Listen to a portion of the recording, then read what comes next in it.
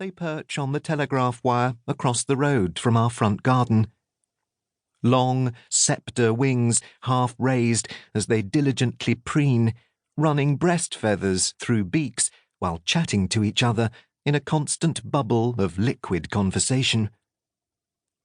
There's a buoyant urgency to their talk, like a couple of long-haul pilots relieved to have made a safe landing after an arduous flight.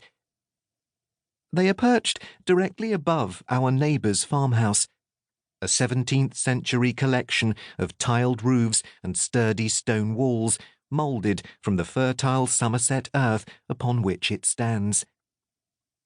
I wonder how many generations of swallows their barns and outbuildings have provided refuge for over the centuries.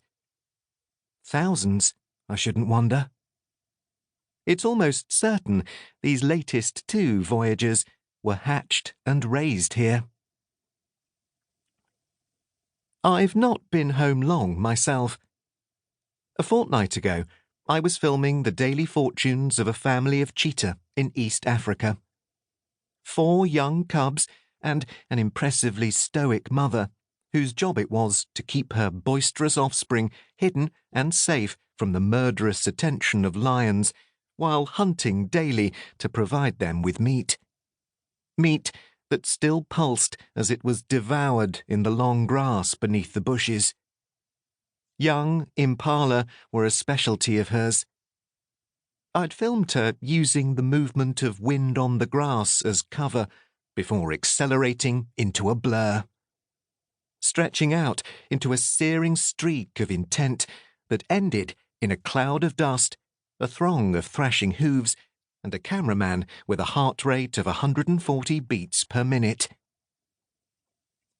Returning to the kill the following morning, we'd disturbed a warthog and a couple of vultures. In the 12 hours of darkness since we were last there, the carcass had been stripped, picked clean, an empty cage of bones exposed to the red sky above. The impala's gaping skull was still attached to a spine bent double, neck broken.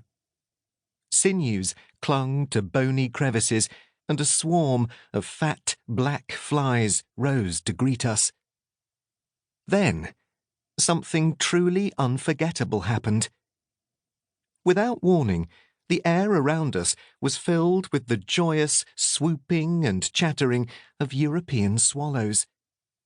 Buffeting their way north across the equator, they'd been drawn down to the feast of flies.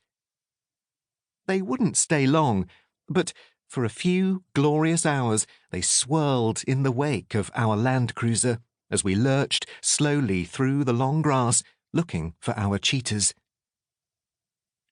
I would love to think that these same birds would soon be arriving back in the spring pastures of Somerset, but they were more likely following the Great Rift Valley and Nile up into Eastern Europe, perhaps making their way to an old barn in the forests of Eastern Poland or Belarus. I continue scrolling through the morning headlines. The Prime Minister's been in hospital for 10 days. The police have no PPE to keep them safe on the streets during lockdown, and reports of domestic abuse are increasing. There's not much good news around at the moment, and yet it takes a conscious effort to pull myself away from the bulletins. Across the other side of the valley, a solitary HGV heads south on the M5, but otherwise the motorway's deserted, as is the normally busy road running through our village. The air is still. A goldfinch serenades the sky from the top of our apple tree, and dunnocks squabble in the lilac. The blue sky is clear, not an aeroplane to be seen or heard. All is peaceful and serene. The spell is broken by the incongruous sound of someone singing "All You Need Is Love" at the top of his voice. He's cycling slowly up through the village towards our house, and I can't resist peeking through the hedge.